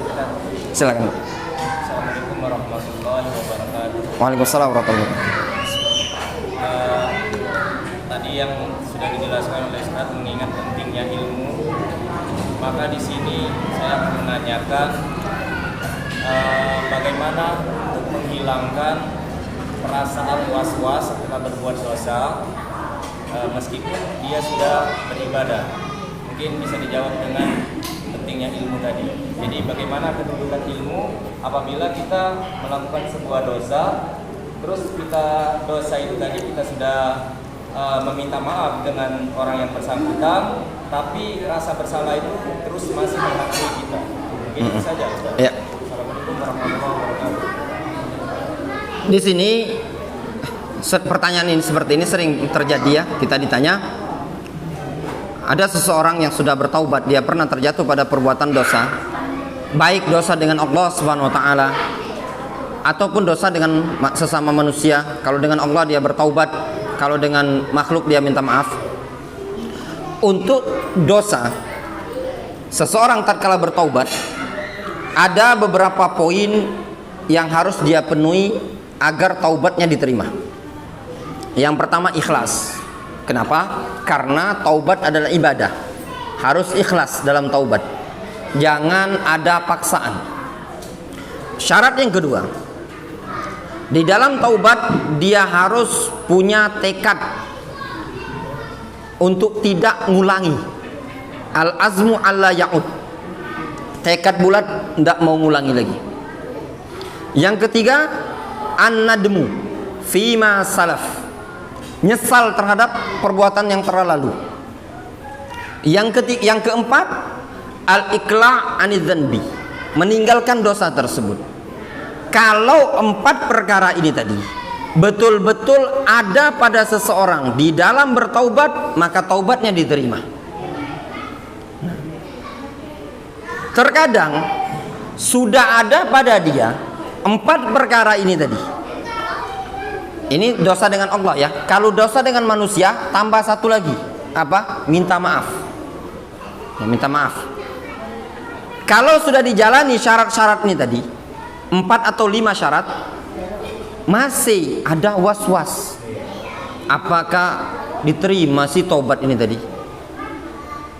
Kira-kira aku masih diterima tak taubat ini? Apa tidak? Ini kan was-was. Itulah yang namanya was-wasus syayatin. Ya, bisikan syaitan. Berupaya untuk memberikan keraguan pada seorang hamba akan tidak diterimanya suatu amalan. Terus bagaimana menghilangkannya?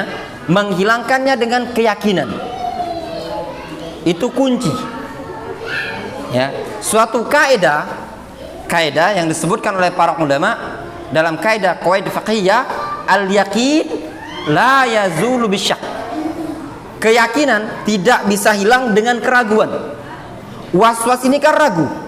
Tatkala dia sudah yakin bahwasannya taubatnya tadi sudah terpenuhi syaratnya, maka keyakinan ini harus dikuatkan. Bagaimana cara menguatkan keyakinan ini tadi? Maka harus dibarengi oleh dia ar-raja, harapan yang besar terhadap Allah Subhanahu wa taala, bahwasannya Allah pasti akan menerima taubatnya. Ini yang paling penting. Sehingga harus ada pada diri dia tadi ketika untuk menghilangkan keraguan atau syak tadi, yang pertama kuatkan keyakinan, yang kedua harus dibesarkan harapan. Kalau yakinnya sudah kuat dan harapan sudah dibesarkan, maka waswas syaitan ini tadi hilang. Namun kalau yakinnya tidak kuat dan harapan kepada Allah Subhanahu wa taala juga tipis, syaitan masuk di situ dan masuk pada setiap perkara. Tidak cuma tobat, tapi seluruh ibadah. Buat orang bergelimang terus dengan maksiat, di antara maka syaitan dengan cara memberi waswas. Apa mungkin diterima? Apa mungkin diterima? Dan bahkan itu juga manuver senjatanya syaitan untuk mengajak manusia melakukan kesyirikan. Di antara bentuknya minta tawasul kepada selain Allah, kepada orang yang sudah mati, dengan syubhat yang dilontarkan oleh syaitan, ana mudznib, aku orang yang berdosa, banyak salah. Apa mungkin aku bisa langsung diterima ibadahnya kepada Allah? Di antara disebutkan oleh para ulama, Bakri Asy-Syafi'i rahimahullah ta'ala, Al-Imam Bakri Asy-Syafi'i rahimahullah ta'ala, beliau menyebutkan di antara firqah musyrikin di zaman dahulu, mereka punya syubhat, waswas dari syaitan, bahwasannya mereka menjadikan berhala-berhala ini tadi sebagai perantara mereka untuk beribadah kepada Allah, dikarenakan mereka ragu, tidak yakin kalau ibadah mereka bisa langsung diterima Allah, dikarenakan li'azamatihi, dikarenakan agungnya Allah Subhanahu wa taala ini tadi, sehingga jangan-jangan tidak sampai begitunya, jatuh pada kesyirikan. Wallahu taala a'lamu bissawab. Jadi caranya seperti itu tadi. Ada lagi yang lain?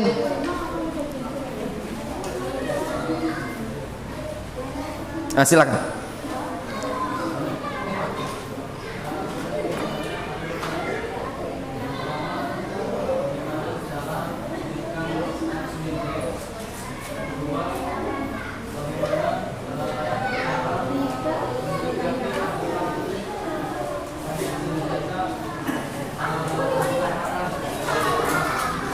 Yang pertama tadi mengekang hawa nafsu, caranya. Yang kedua alul akal, orang yang suka gunakan akal. Cara mengekang hawa nafsu, hawa nafsu bisa dikekang, yaitu senjata paling mujarab untuk memerangi hawa nafsu as-sabru, sabar. Itulah para ulama menyebutkan as-sabru, kesabaran. Dikatakan oleh Syekhul Islam Ibnu Taimiyah rahimahullah taala, bis-sabri wal yakin tunalul imamatu fid din. Dengan kesabaran dan keyakinan bisa diraih kepemimpinan dalam agama ini tadi. As-sabar tersebut itu obat yang paling mujarab untuk mengekang hawa nafsu. Ya. Allah Subhanahu wa taala menyatakan dalam Al-Qur'anul Karim, innan nafsa la ammaratun bisu. Sesungguhnya nafsu itu memerintahkan kepada perkara yang buruk. Ya. Itu disebutkan oleh para ulama, di antara bentuk musuh syaitan yang kedua adalah an-nafsu, jiwa kita. Yang paling berat, musuh yang paling berat adalah hawa nafsu ini tadi. Bagaimana cara mengekangnya? Sabar. Terus bagaimana cara sabar? Maka butuh belajar. Ya, butuh belajar dan butuh melatih. Rasul alaihi salatu wasallam menyatakan, "Waman yatasabbar yusabbirullah." Barang siapa yang berupaya untuk sabar, Allah berikan kesabaran kepada dia. Itu yang pertama. Yang kedua, berkaitan dengan menyikapi orang yang suka menggunakan akal pikiran, ya kan? Dalam masalah akal, dalam hal ini akal merupakan nikmat dari Allah Subhanahu wa taala. Akal merupakan nikmat dari Allah Subhanahu wa taala. Apa fungsi akal? Akal fungsinya untuk menyerap dan memahami. Ya. Akal fungsinya menyerap dan memahami. Bukan fungsi akal untuk menolak syariat atau menentang syariat, menentang agama. Syekhul Islam Ibnu Taimiyah punya kitab namanya Dar'u Ta'arudil Aql wan Naql.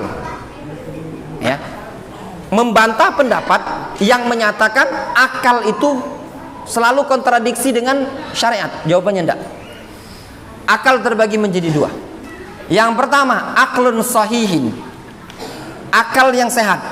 Setiap akal yang sehat pasti akan mencocoki Al-Quran dan Sunnah. Yang kedua, akal yang tidak sehat. Akal yang tidak sehat selalu bertentangan dengan Al-Quran dan Sunnah. Nah, orang-orang yang selalu menggunakan akal untuk menentang syariat ini tadi, pada hakikatnya akal mereka pada saat itu sedang tidak sehat. Terus bagaimana untuk membuat akalnya sehat? Akal bisa sehat kalau mereka mau berupaya mengobati akal tersebut. Bagaimana cara pengobatannya? Yaitu dilatih dengan mumarasah, dengan melatih akal tersebut bisa menerima sedikit demi sedikit.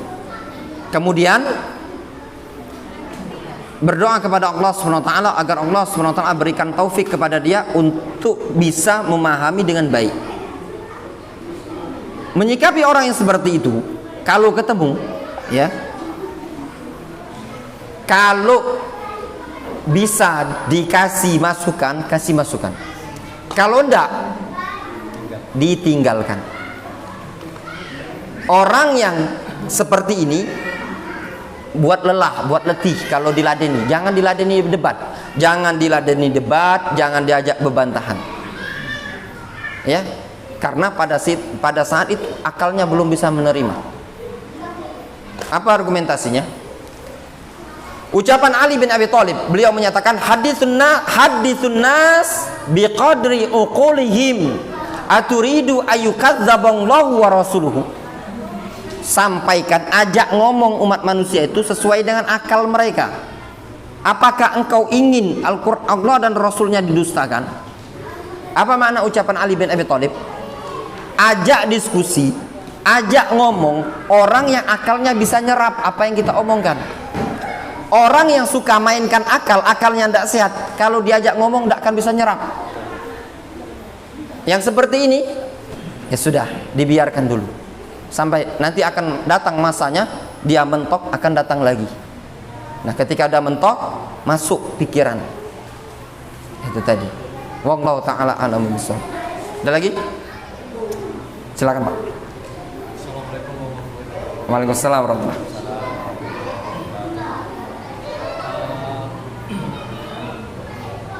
Ada beberapa hal yang ingin saya tanyakan kepada Pak Ustaz. Pertama, saya dari menyimak dari penjelasan Pak Ustaz tadi, kita menyinggung masalah ilmu ya. Nah, yang ingin saya tanyakan, apa itu korelasi ilmu dengan akal? Korelasi ilmu dengan akal. Nah, kemudian kelompok salaf di tengah masyarakat ini kan minoritas makmum. Jadi kita yang ada di sini cenderung jadi bahan bullying di tengah masyarakat. Kita mau berdebat dengan mereka, sementara mereka tidak ada ilmu. Sementara kalau kita mau diam, hati kita itu panas, kan? Karena tudingan-tudingan masyarakat tersebut sudah lumayan anarkis, Pak. Ada yang bilang bahwa paham salaf, mereka tidak paham yang namanya salaf, kan? Yang mereka lihat itu agama baru, itu dengan masyarakat, kan? Jadi kita harus istilahnya harus rajin menjelaskan kepada masyarakat bahwa apa yang ada di apa yang kita lakukan ini bukan agama baru. Betul. Merupakan paham salafi, ya. Nah, yang ingin saya tanyakan kepada Pak Ustaz, bagaimana cara kita menyikapi asumsi masyarakat tersebut terhadap paham salaf ini. Karena kalau kita diamkan hati kita panas, tidak didiamkan, kalau ikut berdebat mereka tidak punya ilmu. Betul. Yang kedua, yang ketiga Pak ya. Borong kamu tuh Kak. Galu-galu nih kamu tuh mewakili galu-galu. Ini terakhir. Kolerasi ilmu dengan ini tadi Akal. Baik, sudah yang jawab dulu ya dua tadi. Apa kolerasi ilmu dengan akal? Akal ini letaknya sebenarnya, nah pertanyaan dulu, akal ini di mana letaknya? Di otak beliau. Siapa nama kamu Kak? Herlambang. Kak Herlambang ini ngomong di otak. Kalau kamu Wak, di mana akal tuh Wak? Menurut kamu di mana lah akal? Pak Agil. Bukan, yang belakang Agil. Nah, yang belakang Agil. Wak, siapa Wak? Wak Alian. Akal itu di mana letaknya Wak? Dalam hati. Yang ini di pikiran katanya tadi Kak. Yang lain ada di mana lagi? Jangan sampai ada yang ngomong di dengkul Siapa lagi? Coba di sini wakilan. Akal itu di mana? Di pikiran kata ibu tadi. Ibu ngomong di pikiran. Akal itu di pikiran. Di sini ada. Di mana akal? Akal itu letaknya adalah di hati. Ya, akal adalah di hati. Bukan di otak. Otak itu cuman sekedar menangkap, menyerap apa yang disampaikan. Ya. Apa namanya tuh cuman ngelewat gitu ya, nyerap, kemudian yang memikirkan, akal itu memikirkan ya. Memahami itu adalah hati. Apa dalilnya? Dalilnya disebutkan dalam Al-Qur'anul Karim. Allah Subhanahu wa taala menyatakan, laqad zara'na li jahannama katsiran minal insi wal jin lahum qulubun la yafqahuna biha. Ya. Sungguh kami telah memenuhi neraka tersebut dengan banyak dari kalangan manusia dan jin. Tipenya mereka adalah lahum qulubun la yafqahuna biha, punya hati tidak bisa memahami. Sehingga akal, tempat untuk memahami tersebut adalah hati. Maka bagus atau tidaknya seseorang bisa memahami agama ini tadi tergantung hati, bukan tergantung akal. Ini kolaborasi dengan ilmu ya. Ilmu itu bisa diserap dengan baik apabila akalnya baik. Di mana akalnya tadi? Sebenarnya di hati. Buktinya ada orang IQ-nya tinggi, ya enggak? Tetapi diceramai, dinasihati, bebalnya minta ampun. Pintar-pintar kalau sekolah, kalau diceramai, dinasihati, bebalnya. Kenapa? Karena tidak masuk dia tadi, ilmu tadi tidak bisa diserap di hatinya tadi. Ada yang biasa dia, istilahnya tuh bukan yang anak-anak pintarnya, tapi kalau dinasihati, nangkap, dengar ke baik-baik, tidak diganggunya lagi, ditinggalkannya apa yang dinasihati orang tua. Ini menunjukkan hatinya tadi baik, ya, akal yang ada di hatinya bagus.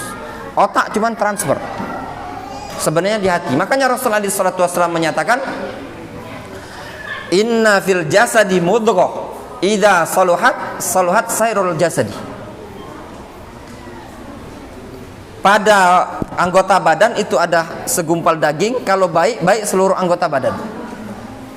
Ketika Allah Subhanahu wa taala menyebutkan tentang ahlul kitab, orang-orang Yahudi dan ahlul kitab yang kufar itu, Allah Subhanahu wa taala menyebutkan mereka punya hati la yaqilun, tapi tidak bisa memahami karena akalnya tadi hilang. Itu hubungan ilmu dengan akal. Jadi ilmu tadi akan diserap oleh akal. Akal tadi di mana? Ada di hati. Disitulah tersimpannya ilmu. Ya, ada di hati ini tadi. Kemudian menghadapi masyarakat yang nuduh kita yang kajian salaf atau salafi dituduh sesat, aliran sesat, agama baru. Tuduhan yang seperti ini juga pernah dituduhkan kepada Nabi kita Muhammad SAW ketika Rasulullah SAW dakwah ke kota Mekah. Beliau naik Bukit Sofa dan Marwah. Beliau mengatakan, ya kaum tuflihu, wahai kaumku, ucapkanlah kalimat la ilaha illallah tuflihu, kalian akan beruntung.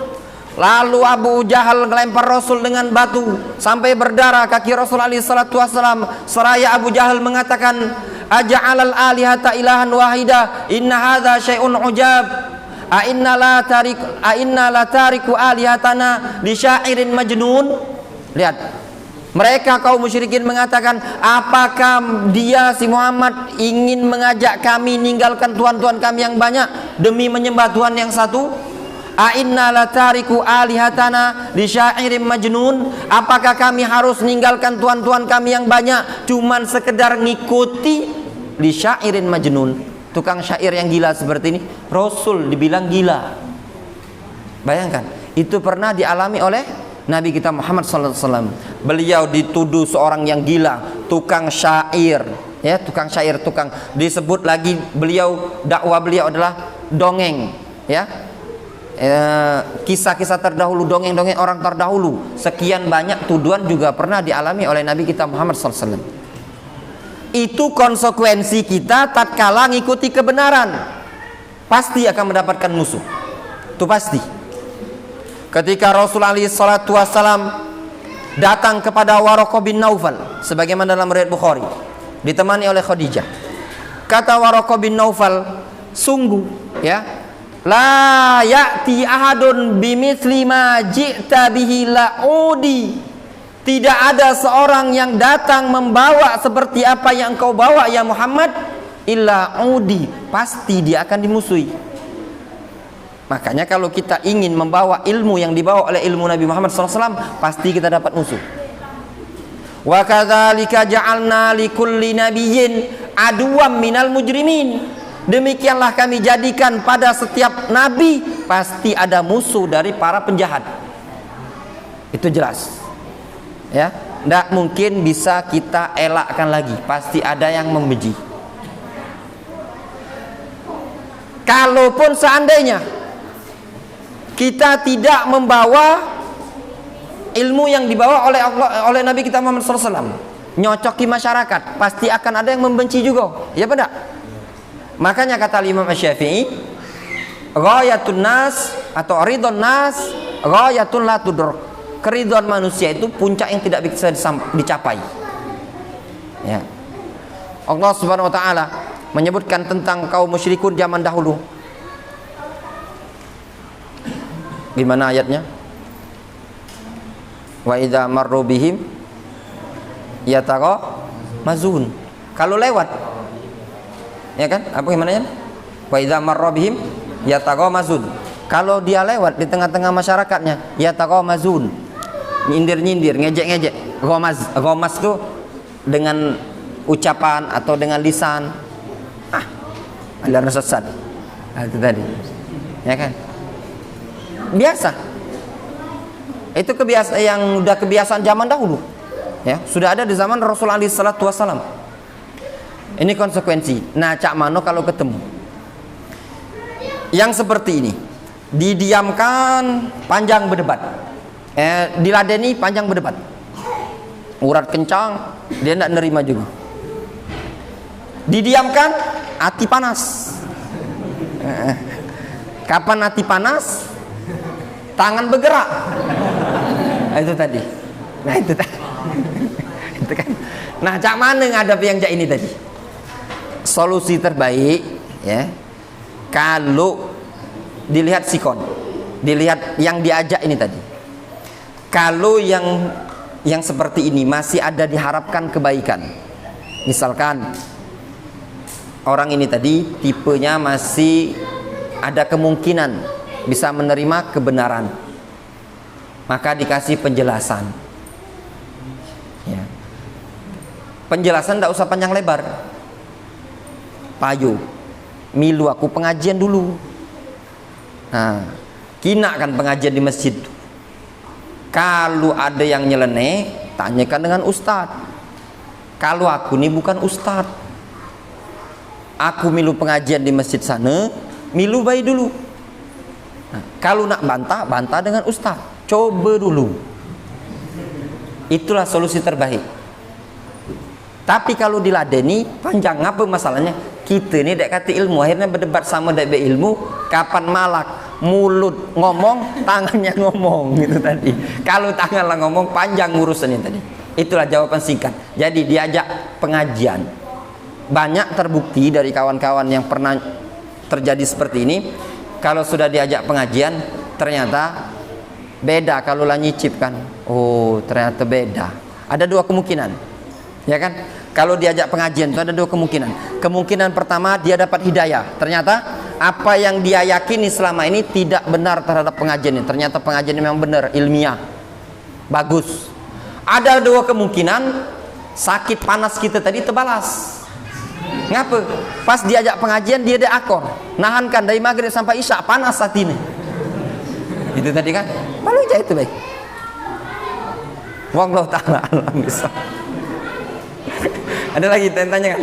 Silakan. Assalamualaikum warahmatullahi Waalaikumsalam warahmatullahi wabarakatuh. wabarakatuh. Masya Allah, semoga berkah dan rahmat Allah selalu menyertai kita semua. Amin. Ada satu pertanyaan Ustadz yang ingin saya sampaikan. Jadi pertanyaannya mengenai akal kan, otomatis mengenai pemahaman, betul kan? Mengenai pemikiran. Sebelumnya saya kutip dari karangan Syekh Taqiyuddin Albani dalam kitab Taqatul Al-Hisab, bahwasanya di situ pernah mengatakan rusaknya masyarakat karena rusaknya sebuah pemahaman. Rusaknya pemahaman akan berpengaruh kepada pola kehidupan masyarakat. Untuk itu yang ingin saya sampaikan adalah bagaimana proses pemahaman itu mampu sehingga pemahaman itu, dalam arti kata pemahaman ini apa saja ya, dalam bentuk Islam, dalam bentuk sekularisme, dalam bentuk kapitalisme dan sebagainya. Bagaimana pemahaman itu, proses pemahaman itu sehingga mampu mempengaruhi kehidupan seseorang. Seperti itu. Sekian, terima kasih. Ya. Kita ini dilahirkan dalam Al-Quranul Karim disebutkan wallahu khalaqakum wallahu akhrajakum min butuni ummahatikum la ta'lamuna syai'an wa ja'ala lakumus sam'a wal absara wal af'idah. Allah Subhanahu wa taala mengeluarkan kalian dari perut-perut ibu kalian dalam keadaan kalian tidak punya ilmu sama sekali, kosongan. Wa ja'ala lakumus sam'a wal absara wal af'idah la'allakum tashkurun. Allah jadikan pada kalian ada pendengaran, ada penglihatan dan ada hati agar kalian mau bersyukur kepada Allah Subhanahu wa taala. Itu yang pertama. Bahwasanya kita dasarnya adalah tidak punya ilmu, bodoh. Allah Subhanahu wa taala menyatakan dalam Al-Qur'anul Karim, "Inna aradnal amanata 'alas samawati wal ard wal jibal fa'abaina ayyahmilnaha wa ashfaqna minha wa hamalal insan innahu kana zaluman jahulan."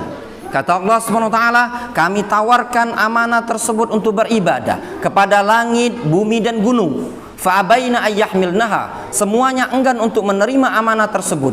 Wa hamalal insan, namun manusia mengemban amanah tersebut. Wa hamalal insan innahu kana zaluman jahulan. Umat manusia mengembannya dalam keadaan wataknya zaluman jahulan, penuh dengan kezaliman dan kejahilan. Sepakat? Kita dilahirkan dalam keadaan bodoh. Terus bagaimana pemahaman kita ini tadi pengaruhnya di masyarakat, pengaruhnya pada agama, pengaruhnya pada negara dan yang lainnya, itu disebabkan pemahaman. Memang betul. Nah, kalau pemahamannya bagus, maka akan bagus masyarakat. Kalau pemahamannya buruk, buruk pula masyarakat itu tadi. Nah, terus bagaimana cara membentuk pemahaman yang bagus? Ini yang mungkin ditanyakan kan? Bukan Ustaz, yang ingin saya tanyakan itu cara, kan begini, kita itu kan terkadang ada orang yang memiliki pemahaman Islam. Ketika kita berhadapan dengan orang yang memiliki pemahaman Islam, ketika kita menjelaskan mereka dengan katakanlah ilmiah secara ayat, mereka tidak menerima. Itu mereka menerima karena mereka menganut pemahaman Islam. Otomatis hukum mereka kembalikan kepada Al-Quran dan sedangkan dakwah kita, sedangkan target dakwah kita kan ingin mengajak ta'murun nahyi ma'ruf bagi siapa saja yang bodoh, bagi siapa saja yang ingin kan seperti itu. Nah, bagaimana proses pemahaman itu, cara proses pemahaman itu dalam arti kata mampu mempengaruhi akal seseorang sehingga mereka mampu menyimpulkan sebuah kebenaran seperti itu. Jawaban yang pertama, ini berarti kan orang lain ya? Ya. Orang lain. Metode seperti ini bagaimana cara sudah ditempuh oleh Rasulullah SAW, bagaimana cara Rasul yang perlu kita pelajari caranya adalah melihat bagaimana cara Rasul memahamkan kepada orang luar. Ya, saya ambil contoh. Ini panjang, berarti kan kita butuh belajar namanya kaifiyatud dakwah. Contoh, masuk seorang Arab Badui, kencing bala fi ta'ifatin minal masjid, kencing di pojok masjid. Fazajarun nas, orang-orang pengen langsung menghardik, bahkan ada yang pengen mukul. Kata Rasulullah, tasjaru, jangan dihardik, biarkan kencing di pojok masjid. Selesai dia kencing, kata Rasulullah SAW, ahrikuhu bidalwin, siram dengan air. Sudah disiram dengan air, didatangi sama Rasul. Didatangi sama Rasul. Ini dakwah ya, cara memahamkan dia. Inna hadal masjid la yaslu fihi syai'un minal qadari walal baul wa inna ma huwa li qiraatil Qur'an was shalah wa dzikr. Masjid ini tidak boleh dikotori, tidak boleh dikencingi. Masjid cuma digunakan untuk baca Quran, salat dan zikir. Ya, pendek ini tadi, tapi diserap sama pemahaman dia. Langsung dia mengatakan, Allahumarhamni wa Muhammadan la tarham ghairana. Ya Allah, berikan rahmat kepadaku dan si Muhammad, jangan engkau berikan rahmat kepada selain kami berdua. Masuk apa enggak? Masuk. Berarti intinya kesimpulannya bahwasanya pemahaman itu dipengaruhi oleh satu informasi, katakanlah orang yang menyampaikan.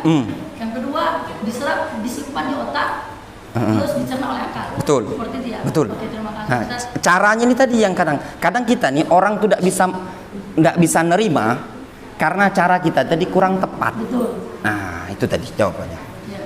Syukur. Paham ya? Itu tadi. Jadi memang ada metode-metode. Namanya kaifiyatud dakwah, metode dalam berdakwah. Dilihat masing-masing. Ada orang yang kadang dia lebih senang belak-belakan. Haram, berdosa. Daripada belit. Tidak jelas ngomong. Halal haram. Mendingan dia jelas. Haram, oh sudah kalau haram kutinggalkan. Nah, itu tadi. Ada yang senang cak itu. Ada yang ngomong haram alang cak surga cak punya kamu dewe. Nah, ada yang seperti itu. Makanya dilihat kondisi. Dengan orang tua juga beda. Ada seorang laki-laki datang kepada Rasulullah SAW. Ya Rasulullah, idzan li bizina. Ya Rasulullah, izinkan aku untuk berzina. Kira-kira kalau ada yang datang ke kita, Ustadz, tolong Ustadz izinkan aku nak berzina Ustadz ke kafi. Mungkin kalau Ustadz zaman sekarang ini pacak pemarah kan? Itu tadi marah. Kata Rasulullah SAW, udunu minni, sini dekat. Atuhibbu ayyaqa'a fi ummik? Apakah engkau ingin zina itu ada pada ibumu? Atuhibbu ayyaqa'a fi ukhtik? Apakah engkau ingin zina tadi ada pada saudarimu? Atuhibbu ayyakuna fi ammatik, pada bibimu? Dia menyatakan, kemudian yang keempat Rasul mengatakan atuhibbu ayakuna zina fi bintik pada putrimu, sampai 4 golongan yang disebutkan Rasul, ibu, saudari, bibi, dan juga putri, anak. Dia mengatakan la ya Rasulullah, enggak. Ya.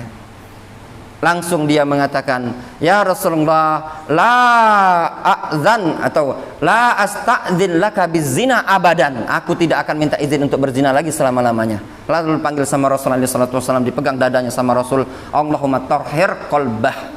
Ya Allah, bersihkanlah hatinya. Itu tadi. Pengaruh enggak? Pengaruh. Ada lagi seseorang yang pakai cincin emas, laki-laki enggak boleh kan pakai cincin emas? Ini kan? Pakai cincin emas, diambil sama Rasul, langsung dilempar. Ayakmid ahadukum ila jamratin minan nar, apakah salah seorang di antara kalian sengaja ingin pakai bara api?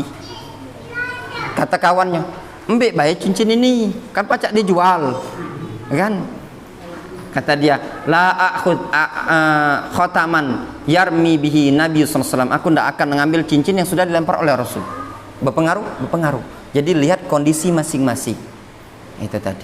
Makanya riwayat yang disebutkan dari Ali bin Abi Thalib, Ali bin Abi Thalib menyatakan, haditsun nas biqadri uqulihim, sampaikan ilmu tadi kepada umat manusia sesuai dengan kadar akalnya tadi, supaya apa? Bisa diserap. Dilihat kondisi orang masing-masing supaya bisa nyambung. Dakwah yang paling baik dalam hal ini tadi adalah dakwah Nabi kita Muhammad SAW. Beliau bisa menyesuaikan kondisi masing-masing masyarakat. Ada lagi yang lain? Kalau tidak cukup. Cukup lah ya, jadilah itu. Ya, cukup lah ya. Wallahu taala alam shawab wa sallallahu ala nabiyina Muhammadin wa ala alihi wasallam ajmain wa akhiru da'wana alhamdulillah.